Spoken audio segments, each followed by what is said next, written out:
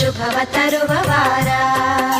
ಸುಮಂಗಲಿಯರೆಲ್ಲ ನಿನ್ನ ಪೂಜಿಸುವ ಪುಣ್ಯವಾರ. ಇಂದು ಶುಕ್ರವಾರ ಶುಭವ ತರುವ ವಾರ. ಇಂದು ಶುಕ್ರವಾರ ಶುಭವ ತರುವ ವಾರ.